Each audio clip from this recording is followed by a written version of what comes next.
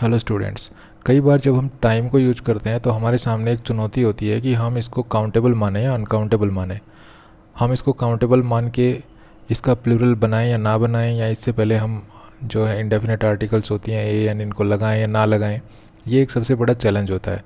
तो इस वीडियो में मैं आपको टाइम के बारे में कुछ इंपॉर्टेंट बातें बताने जा रहा हूँ, और ये वीडियो देखने के बाद आप बहुत हद तक ये सीख जाएंगे कि कब हमें टाइम को काउंटेबल लेना है, कब हमें टाइम को अनकाउंटेबल लेना है।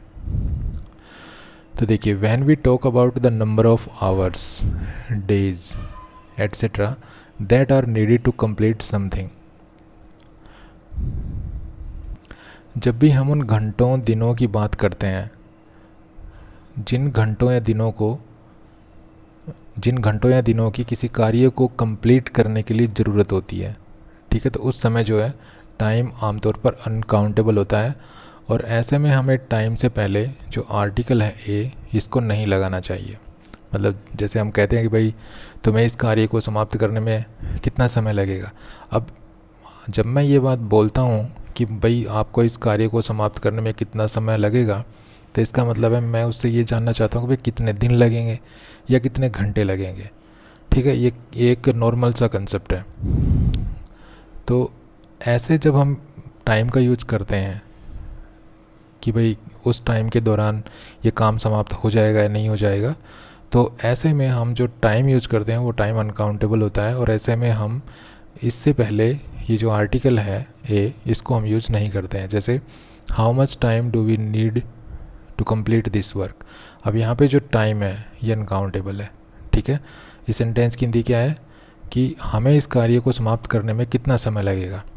मतलब कितना समय लगेगा से क्या मतलब है भाई, कितने घंटे लगेंगे या कितने दिन लगेंगे। तो यहाँ पे हम जो टाइम है इसका यूज किसी कार्य को समाप्त करने में कितना समय लगेगा इस पर्पज़ से कर रहे हैं, तो यहाँ पे ये अनकाउंटेबल है। नेक्स्ट है, it took quite some time to persuade her to talk to us. भाई उसको हमारे साथ बात करने के लिए, मनाने के लिए कुछ समय लगा।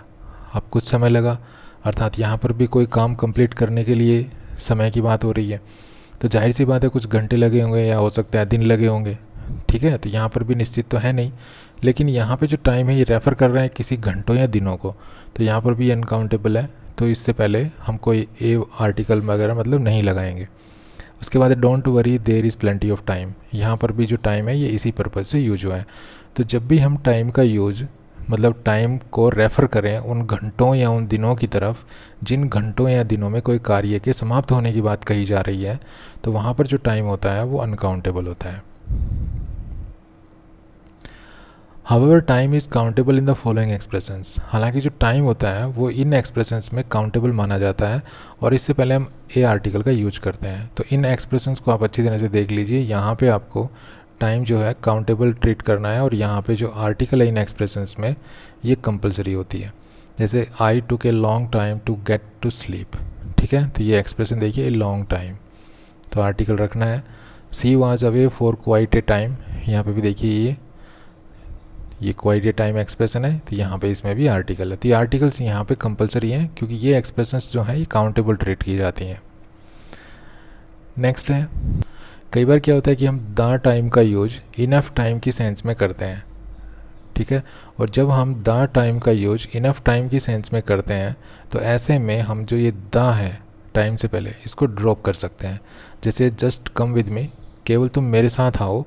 आई have not got the time to explain. अब यहाँ पे जो द टाइम है ये इनफ टाइम की सेंस में यूज हुआ है। मतलब कोई स्पीकर है वो ये कहना चाहता है किसी दूसरे पर्सन को कि तुम बस मेरे साथ आओ, मेरे पास एक्सप्लेन करने का ज़्यादा समय नहीं है, ठीक है, तो मेरे पास इनफ टाइम नहीं है। तो इनफ टाइम की सेंस में यहाँ द टाइम का यूज हुआ है, और ऐसे में आप जो द है इसको आप ड्रॉप कर सकते हो, ठीक है। आप ऐसे लिख सकते हो I have not got time to explain, ठीक है। इसका मतलब I have not got enough time to explain. When we talk about clock times, time is countable. जब भी हम क्लॉक टाइम्स की बात करते हैं, मतलब घड़ी के समय की बात करते हैं, तो उस समय जो टाइम होता है वो काउंटेबल होता है, और उससे पहले हम आर्टिकल लगा सकते हैं उससे पहले। जैसे 6 o'clock would be a good time to meet, तो यहाँ पे देखिए एक गुड टाइम, ये देखिए इस टाइम से पहले ये आर्टिकल लगी हुई है क्योंकि ये 6 o'clock क्लॉक टाइम है। She found me at various times yesterday.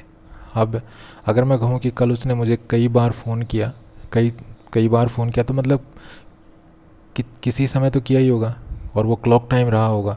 तो यहाँ पर भी देखिए ये टाइम को प्लूरल बनाया गया है, टाइम्स।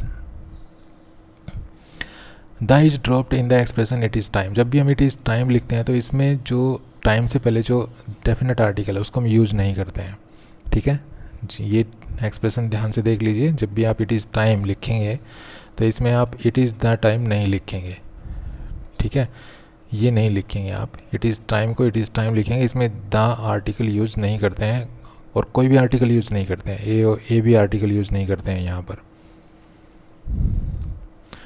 उसके बाद prepositions are often dropped before some common expressions with time.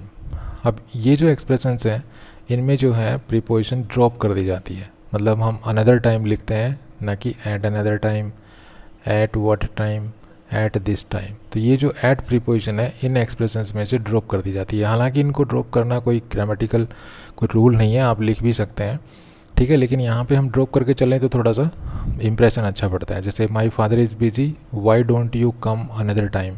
मेरे पिताजी बिजी हैं, तुम किसी और समय क्यों नहीं आ जाते। तो यहाँ पे एट अनदर टाइम भी लिख सकते हैं, कोई गलत नहीं है, ठीक है। What time does the match start. तो यहाँ पे एट भी लिख सकते हैं। You won't fool me this time, यहाँ पे एट भी लिख सकते हैं, लेकिन ये एट यहाँ पे ज़्यादा फॉर्मल नहीं माना जाता है। हम इन एक्सप्रेशंस में जो प्रीपोजिशन है इसको ड्रॉप करके चलें तो बेटर होता है। तो ये था छोटा सा वीडियो जिसमें हमने टाइम के बारे में इंपॉर्टेंट बातें सीखी। कैसा लगा ये वीडियो? अच्छा लगा तो प्लीज़ को लाइक कीजिए, शेयर कीजिए और चैनल को सब्सक्राइब करना ना भूलें। Thanks for watching this video. Happy learning. Bye bye.